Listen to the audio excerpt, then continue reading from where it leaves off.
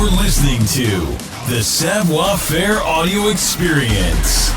Are you ready? The Savoir Faire experience is your guide to everything that has to do with lifestyle. From dating, rides, style, and entertainment. All brought to you by the editor of Savoir Faire magazine, Robert White. Anything goes on this audio experience. So, let's go. It's still the best. All right, guys, welcome to the Savoir Faire audio experience. Thank you so much for subscribing and liking and doing all the stuff you're doing. I see you out there, and I appreciate you. We want to continue to kind of do our cool format here with Savoir Faire, where we interview really cool, unique guests from all walks of life and bring their stories to you and let you have a little behind-the-scenes access to those rabbit holes we go down to when we meet cool people. And today is really no exception to the cool rule. We've been talking a little bit here, but I'm super excited to connect with Lori Fetrick. Hello, Lori. Hello, how are you today? I'm doing great. Now I'm gonna aid you a little bit because I'm a huge American Gladiator fan, and Lori was Ice on American Gladiators. I went down that rabbit hole today before we connected and saw the best of Ice videos on YouTube, which is just super cool. Watching you tear these women apart in the game. But one thing that I noticed about it is you're really not that aggressive. You're like a total sweetheart on the show. Like I saw so many spots where you would like laugh and giggle with them before you rip them to the mat or something. And I loved that kind of like thing where it's like, hey, this is going to hurt, but here we go. Like it just happened.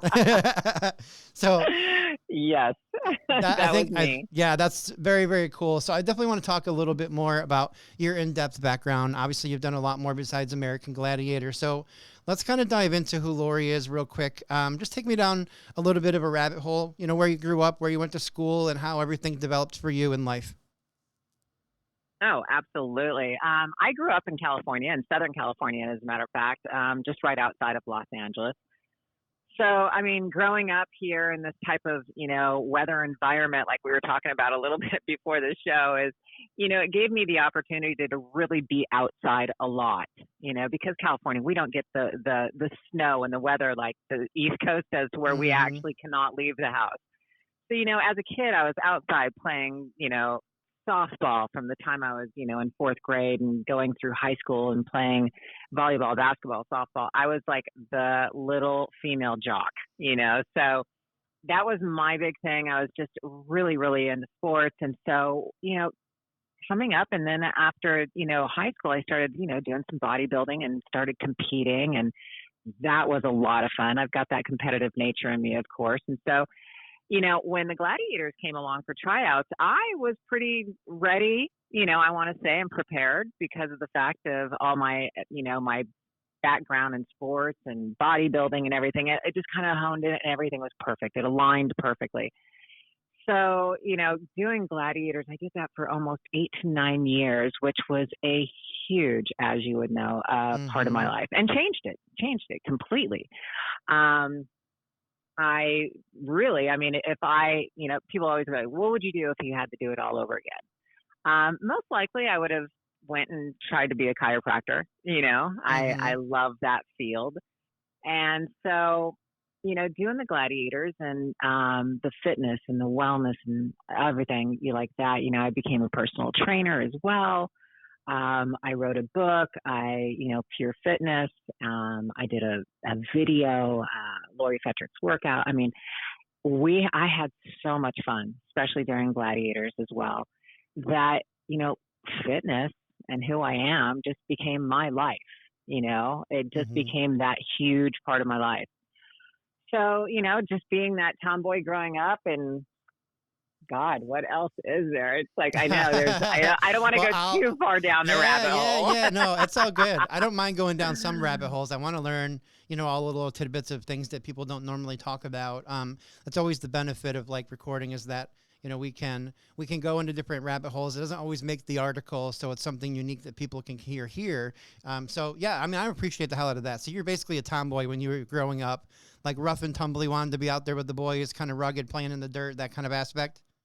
Oh yeah, we were actually, the funny thing is I remember I must have been 10, 12, somewhere in that range. And we had big front yards. growing up as kids. I don't want to say big and huge, but they're enough to play in. Mm-hmm. And we would actually play like, what we knew of tackle football. And I was playing with the boys, Oh, heck yeah. so I was, when people laugh and they go, yeah, we used to, watch Powerball and, oh my God, you have football moves basically. Yep. When you're tackling these girls. I mean, that was coming from my childhood, believe it or not, just having fun and not being afraid of getting dirty. And, it wasn't about getting hurt. I mean, actually, I at one point in time, I broke my left wrist, and it wasn't from anything like, playing football with the boys or anything like that. I was actually on the rings, those rings that come down and have the little, Oh, yeah, what yeah. you call it? Yeah. Oh, yeah. I would, instead of going across like you're supposed to go across, like all the way across 6 to 7 rings, I grabbed 2 of them and I'd go the opposite direction. And I learned how to do a flip.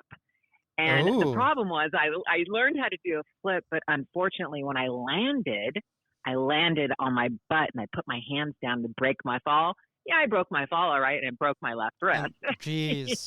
Yeah, Yeah, that's so pretty wild. I was never that little girl that was afraid of getting hurt. And my parents were never afraid. They never kind of like put me in a bubble wrap or anything that, oh my God, we can't let her get hurt. They were just like, go. That was the time when I was growing up. It's like, just go and have fun. Yeah. Were your parents bodybuilders or fitness people as well? That's interesting you asked that question, because believe it or not, nobody, I know it's really strange. Nobody in my family was really, really athletic. So we always laugh and go, where did this come from? My dad's side, no sports. They didn't even watch sports. I think my grandfather watched boxing when I was a kid. I'd walk in and he'd be watching boxing. But my dad's side, oh, absolutely nothing. They came from Hungary. They were Hungarian. They were all about working and, anything like that, but no sports. So I don't know where this came from, which is funny. I dig it. That's really cool, though. I mean, it's good to be unique and have your own little thing and kind of, rewrite some direction, which is very cool. I wanted to dive into like your time with American Gladiators just a little bit, because I know that's a big part of your world. It transformed who you are and really kind of put you on the spotlight. Talk to me a little bit about that process of becoming a gladiator, how that kind of experience kind of warped you, who you are. I mean, obviously it's one thing to be like heavy in the gym and working out, being a bodybuilder, going competitions, but now you're on a show that's airing like every week and people are seeing you consistently, and there's a little bit of a, I want to say like a build up to the character and things like that. So how does that kind of play out a little bit? Well, what was pretty cool about the Gladiators is when the year that I came in, let's back that up a little bit. And that was when it first started, they actually gave the, like Zap and Nitro, they gave them characters to play. And I think they realized after the first year that really didn't work too well. So when I came on the show, it wasn't like, okay, we need you to be this, so it was kind of more of a free for all. Be yourself, have fun, go out and compete, but you need to win, because you're the gladiator. Right. So they gave us, or I should say that year I came in, they gave me free reign to be who I wanted to be. And so I decided, okay, who do I want Ice to be? Who do I want this character to be? And a lot of that character is me. I am very competitive. I love to play hard. I don't play dirty, but I do play to win. So that all came through my character. And like you said before, I would smile and say, okay, now I'm going to kick the shit out of you. Here we go. Yeah, But I saw that a handful of times in the clips. I could tell, like, it was right before you grabbed them. There was a little smile from the contestant and you, and I was like, "Oh, she's talking shit." Like, I can definitely tell something's about to happen. and then they're thrown down, or they get the big wraparound on the rings, and you're pulling them down. Like, that was the cool stuff about the show too. I love the activity part, but I mean, I think when I was younger, I got exposed to the American Gladiators show, and I was addicted. Like, I watched it all the time. So I am positive that I saw you.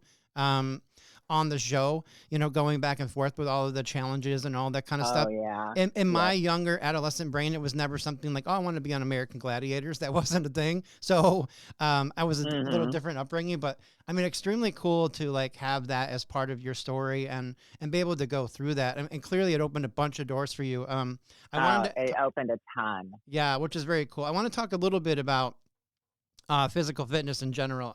I think there's a wide variety of topics we can hit with you because it just makes sense to take advantage of the time we have together. So physical fitness is obviously a huge part of your world. What I'm always looking for people that are listening to the show and partially for myself is just little tidbits of things that are real important in that category, especially to people like you that have lived this for so long, so many years. Everyone is still kind of either quit now their New Year's resolutions or thinking about recommitting to those things. So what little fitness advice can you give us while I have you, and we can talk about that for a little while? Well, my whole thing is we are given one body. It's our job to take care of this body. This is our house. This is where we live. This is everything, our body. We need to learn how to take care of it. And there's 4 simple things. Literally, it is so simple that people put too much emphasis on, there's so much information out there. What am I supposed to do? What am I, as far as fitness and eating and training, it just becomes overwhelming. And so the biggest advice that I let, people know is this: look, you need sleep. You absolutely need sleep. You need at least 7 to 8 hours. That's what resets our bodies. We have to reset it. Otherwise, we're just putting them into the ground. It's like going. So sleep is number 1. Water, drink water. That's the biggest thing. Really flush your system out. Our bodies are made up of so much water. It's so imperative and important. And the third thing, move. That doesn't mean go out and move and exercise and go and join a gym. It means that if you can find 10 to 20 minutes a day to actually get up and go outside and walk, do something, just to move your body. Our bodies are meant to move. They're not meant to be sitting in one spot for 8 to 9 hours a day. Get up, walk around. And honestly, the 4th thing, very important, is manage that stress level by actually finding some kind of joy in your life, some type of relaxation, some type of fun. I ask a lot of people, nowadays, what do you do for fun? And after 40, it's kind of like, what do you mean? What's fun? I don't have time to have fun. Well, no, you do. You need to have time. You need to de-stress yourself, because all these 4 pillars right here, if one is out of whack, what's going to happen is your body starts to break down. So my whole thing about fitness and speaking with people who aren't in this world, it's just those 4 things: sleep, eat as clean and healthy possibly as you can, which to me, all that I tell people and they go, what does that mean? It's like, watch your sugar intake. Most people don't know any idea how much sugar is in their food, but there's sugar in everything, it seems like nowadays. So watch your sugar intake. Maybe cut down on those fried foods. My big thing used to be French fries. I love French fries. Okay. So what I started doing is if I had to go somewhere to grab something quick to eat, let's say, I would, it was always the burger and fries. It's like, okay, well, maybe we just don't order the fries, So I started cutting down slowly on these things. Sodas. There's so much in this area to talk about with fitness, but those things that people can do, sleep, eat, drink water, move your body, and try to have fun a little bit in your life. De-stress. Yeah, I love that. Yeah, that's the simple, quick answer. Let's put it that way. I like it. And it's 100% universal, and it's not an aggressive thing, obviously. Like, it's something that we all should be doing almost every day. And at least maybe like on a weekly basis, finding time to longevity. Right. I mean, this is about longevity. This is about our life, our bodies. Once your body breaks down, you're screwed. Right. I mean, it's hard to bring that back. So what I try to advocate and tell people is get there, really listen to your body before your body breaks down. Because as humans, what we do is we wait for that pain state to where something is so uncomfortable, then it's time to change. Yep. Why wait? Why do we have to wait until it's so miserable and uncomfortable to make a change? make a change before that happens. Yep, makes sense. Yeah, that's awesome. What? Little things. I love it. I love it. And I love that you're focused on finding enjoyment to reduce stress. That's a huge piece. I mean, some people get extremely worked over with stress on so many different topics and so many different categories. And the simplest thing you can do is just find a hobby, because what the hobby does for you is not only relieve stress, because your mind's going to be someplace else, right? You're going to hyper focus on this particular skill that you're trying to learn. It could be like a small meditation for you. Absolutely. It could be that too. Absolutely. I'm a big preacher about that. Well, I was just going to say, somebody said to me, because I have a hard time. They're like, just meditate. I fall asleep. I can't meditate.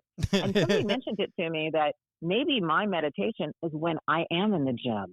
When I'm in the gym for 45 minutes to an hour, I'm not thinking of anything else except that. Yep. So that is a type of form of meditation. Of course it is. Of course it is. And that's where the hobbies can come into play as well. Right.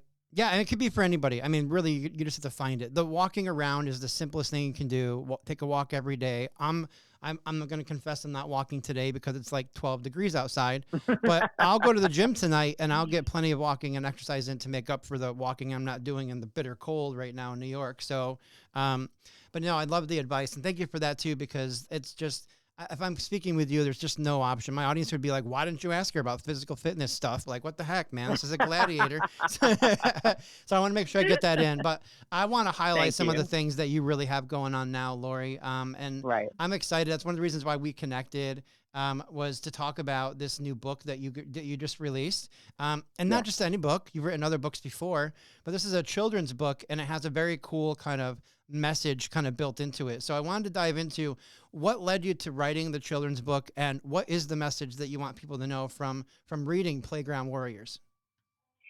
I've always wanted to do a children's book. I want to do a series on the Playground Warriors, as a matter of fact. It's interesting because the little warriors remind me of my team of gladiators. And so therefore it's like that team that really supports one another and lifts one another up in good times and bad.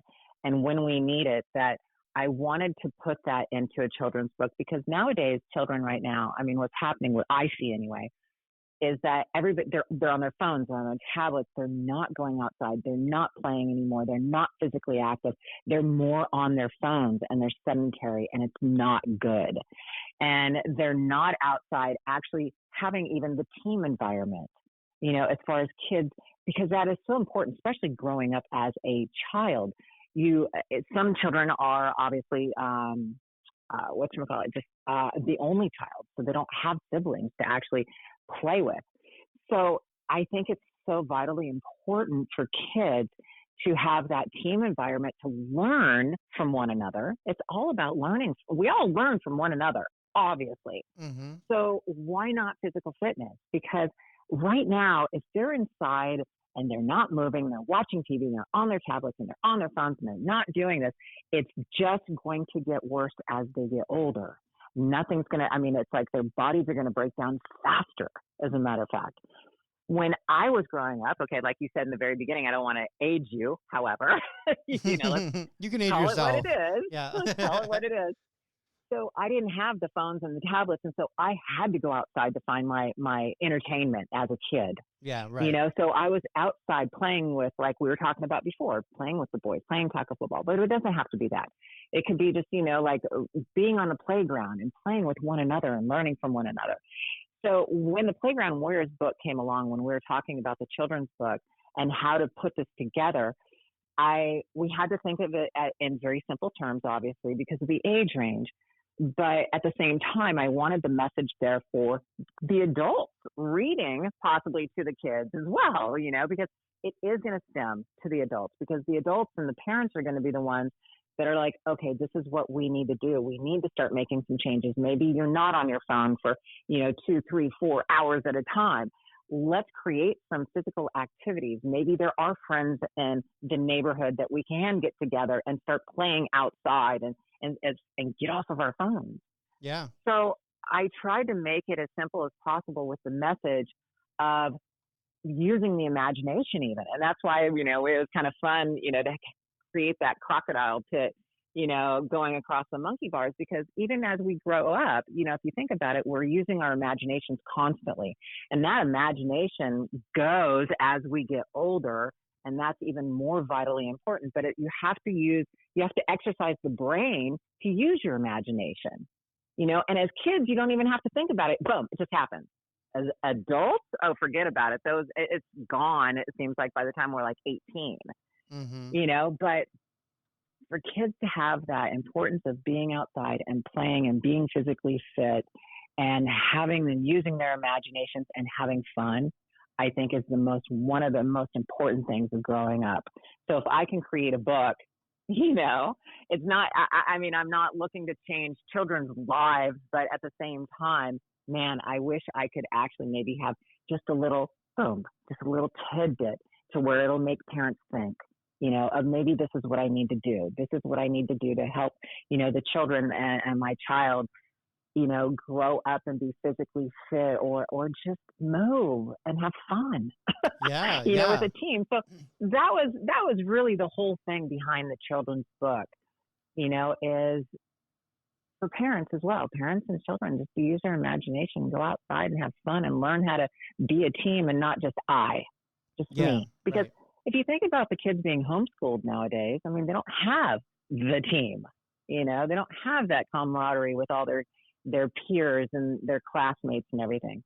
So we've got to find a way for kids to actually keep using their imagination and having some fun and be physically fit somehow, some way to move. But it has to be fun for kids, right? Because they're not going to do anything that's not for fun. So that's where the book that's the whole thing that transpired through this whole book. And it would be fun. We are trying to work on a series of these, and it'd just be a blast to do this, because it was a passion project. Yeah, absolutely. Passion project. Is the main character in the book you then? Yes. Yeah. Yes. Okay. She's that little tomboy that, she's going across the monkey bars and she falls, and it's kind of like, okay, let's get back up and do this again. But yet it takes her teammates kind of like, inspire her, and it's okay, and let's do this again. And that's where the team comes into play. Yeah. Well, I love it. Character. The series of it, and where the storyline comes from too. Like obviously your old gladiator buddies and stuff, and now the playground concept and being outdoors. There's so many little obstacles that you can start having your characters go through. Exactly. We had to be careful. Book. I'm going to be honest with you. We had to be a little careful, because my first thought about this whole book was, we can do the Eliminator. It's like, I wanted to call my character, like Little Ice or something. I couldn't even do that. Everything with all the trademarks and all of that. You know what I mean? Yeah. I had to be really careful in navigating the ground on that one. But well, yes, we had like atmosphere balls and stuff that they were going to crawl around in. Oh, that's They're like, crazy. no, Lori, you can't do that one. There's so many things, from like a fear of heights and going down a slide, or being on the little spin wheel and being able to hold on the longest. And I'm thinking of all the little things that I used to do when I played on the playground as a kid. I also grew up in the same generation, obviously, right? Where we were outdoors, and that's where we connected with people. And the world was the people that we engaged with at the local park and within our neighborhood. The internet brought everyone to us, which is great. But people that got addicted to attention are the ones that really started staying in the house more and connecting with people they're never going to meet potentially. Ever. Yeah. So it just turned into a whole thing. The internet was great, the way that it developed, and obviously, you and I connecting because of a creation like that. But like at the end of the day, it did put a damper on like good old go outside and play. Like it just wasn't, it's not a thing anymore. Yeah, it did. And that's exactly why it's like when I started, when we put the children's book together, it's like, this is a passion project for me. I don't know where it's going to go, but let's put it out there, because the more that's out there, the more information is out there. I'm hoping, that, hey, this will actually, it'll catch on. Maybe we will put our kids out there, and have them have fun more outside. It's like, okay, little Tommy, get off your phone. There's somebody next door that wants to play with you outside. That's unheard of, it seems like nowadays, right? Yep, it really is. It really is. I think that people are still kind of holding on to some of that. You're seeing people at, like local parks and stuff in the warmer weather. Kids are kind of playing around and trying to run around there a little bit. But that number of people that are playing out in nature like that, or at the school after school kind of thing, whatever, those seem to be dimming a little bit. I mean, I'm from a small town, Yeah. so, you know, I knew how I grew up with 6 boys and we hung out every weekend together. We always got into trouble and ran around town and did whatever, but that's See, not, wasn't that fun? yeah, it was And a now great time. Yes, and you don't hear of that nowadays. Yeah, it's You tough. know, you just don't.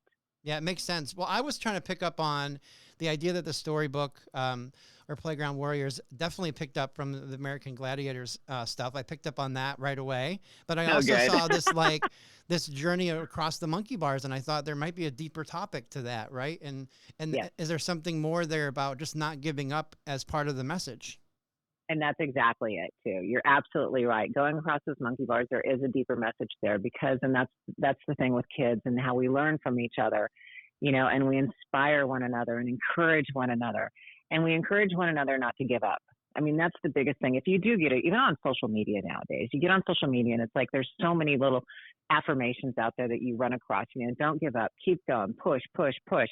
You know, and that's what we're doing in our lives. And so as we're growing up as kids, we need that. And that is the message going across those monkey bars is hold on, just grab one more bar, just keep going, you know, and if you fall, it's okay. Get right back up and do it all over again. And you're going to keep, every time you do it, you're going to get further and further. And one day, all of a sudden, you're going to go, oh, I made it all the way across. Whatever that is, whatever, you know, that obstacle might have been for you. But that is the message. And thank you. I'm glad you picked up on that. And that's exactly what that is for, is never quitting and never giving up and keeping moving forward. And we need to, you know, that is something that everybody needs to learn. Yep, totally agree with you. I mean, I love that you kind of caught that attention. You're getting them young. Parents are reading it to their children potentially. They're also picking up on the message, I hope. It's very well written. It was very put together. I mean, I love the idea, the drawing, illustration, all that stuff. So I've really enjoyed chatting with you. So I want to let people know that are listening to this that you can still hang out with Lori beyond this because she has Chilling with Ice and Go Figure, her own podcast platforms. Thank you. On her website, you can book her to come to your place and chit chat and talk about all the topics that we talked about. You're just a one-woman show. You got a lot going on over there. Well, I can't really say I'm a one-woman show. It takes a team to make, you know, somebody. And so I have a couple great teammates, you know, that are really on my team here and, you know, with the book and in the fitness and the wellness and, you know, like I said, working with different fitness companies, everything has been awesome. So yes, thank you for that. I really appreciate that. Yeah, very cool. Thank you so much, Lori, for finding time to chat with us today. I really appreciate it. I really had a good time. Thanks for having me on your show. I love it. Yeah, thank you. I appreciate that. Thank you for listening to the show. Please take a minute to head over to www.savfair.com and subscribe to our publication.